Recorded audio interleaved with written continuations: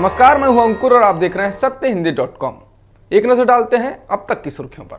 भारत में सोमवार को कोरोना संक्रमण के 1543 मामले सामने आए और संक्रमित व्यक्तियों की संख्या बढ़कर 29,435 हो गई है। सोमवार को वायरस से संक्रमित 62 लोगों की मौत हुई, जो अब तक एक दिन में सबसे ज्यादा है। देश भर में अब तक 934 लोगों की मौत इस वायरस के कारण हो चुकी है। देश की राजधानी दिल्ली में कोरोना संक्रमित व्यक्तियों का आंकड़ा 3,108 हो गया है। सोमवार को संक्रमण के 190 नए मामले सामने आए। राज्य में अब तक 54 लोगों की मौत वायरस की चपेट में आने से हो चुकी है।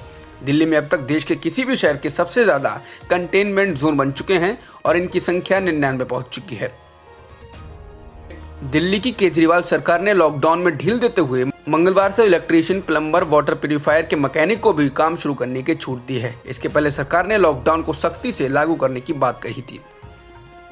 हरियाणा सरकार ने दिल्ली से गुड़गांव और फरीदाबाद आने जाने पर रोक लगा दी है। उसने राष्ट्रीय राजधानी से मिलने वाली सीमाओं को सील कर दिया है।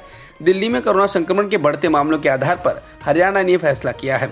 सोनीपत और झज्जर की सीमाएं पहले ही सील कर दी गई हैं। उत्तर प्रदेश ने नोएडा और गाजियाबाद से दिल्ली के लगने वाली सीमाएं पहले ही बंद कर दी। चीन से खराब गुणवत्ता वाली कोरोना टेस्ट किट की शिकायत मिलने पर केंद्र सरकार ने ऑर्डर को रद्द कर दिया है। इसके साथ ही सरकार ने कहा है कि इन किट को मुहैया कराने वाली कंपनियों को 1 रुपया भी नहीं दिया जाएगा। सरकार ने यह भी कहा कि उन कंपनियों को भुगतान अभी नहीं किया जाएगा।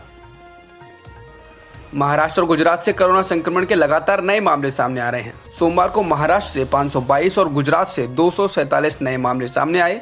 महाराष्ट्र में मुंबई और गुजरात में अहमदाबाद चिंता की बड़ी वजह बनकर उभरे हैं।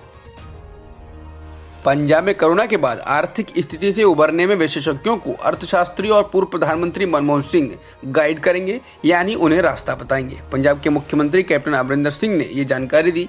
कोरोना वायरस और इसको नियंत्रित करने के लिए लागू किए गए लॉकडाउन के कारण राज्य की अर्थव्यवस्था काफी मुश्किल दौर से गुजर रही है। जब कोरोना का असर खत्म होगा तो सरकार के सामने उस सिचुएशन से निपटने के लिए एक बड़ी चुनौती होगी। सुप्रीम कोर्ट ने प्रवासी मजदूरों के अपने गृह राज्य लौटने के मुद्दे पर कहा है कि न्यायपालिका सरकार के पास बंधक नहीं है।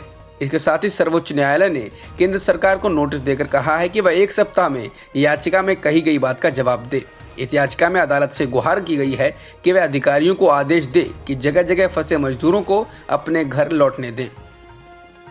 न्यूजीलैंड ने लॉकडाउन की सख्ती में थोड़ी छूट दी है और हाई अलर्ट के अपने उच्चतम स्तर से एक चरण नीचे आ गया है। अब न्यूजीलैंड में तीसरे लेवल का लॉकडाउन है। इसके तहत लोगों को अभी भी अपने घर के दायरे में ही रहना है, लेकिन अब वो अपने करीबी रिश्तेदारों से मिल सकते हैं और आइसोलेशन में रहने वाले लोगों को मदद पहुंचा सकते हैं। दुनिया भर में कोरोना संक्रमण के मामले 30,40,000 से ज्यादा हो गए हैं। अमेरिका में कोरोना संक्रमित मरीजों की संख्या 9,88,000 से ज्यादा है। जॉन हॉपकिंस यूनिवर्सिटी के कोविड-19 ट्रैकर के मुताबिक अमेरिका में अब तक 56,000 से ज्यादा लोगों की मौत हो चुकी है। स्पेन में 2,29,000 से ज्यादा लोग संक्रमित हैं। संक्रमण के लिहाज से स्पेन दूसरे नंबर पर है, जबकि यहां अब तक 23,500 से ज्यादा लोगों की मौत हो चुकी है। इटली में संक्रमित मरीजों की संख्या 1,99,000 से ज्यादा हो चुकी है। इटली में अब तक 26,977 लोगों की मौत हो चुकी है। फ्रांस में 1,65,000 से ज्यादा लोग संक्रमित हैं, जबकि यहां 23,000 से ज्यादा लोगों की मौत हुई है। संक्रमण के लिहाज से जर्मनी 5वें पायदान पर है। यहाँ अब तक 1,58,000 से ज्यादा मरीज हैं, जबकि मरने वालों की संख्या 6,000 को पार कर चुकी है। अब तक की खबरों में इतना ही। बाकी खबरों के लिए बने रहिए सत्यहिंदी.com के साथ।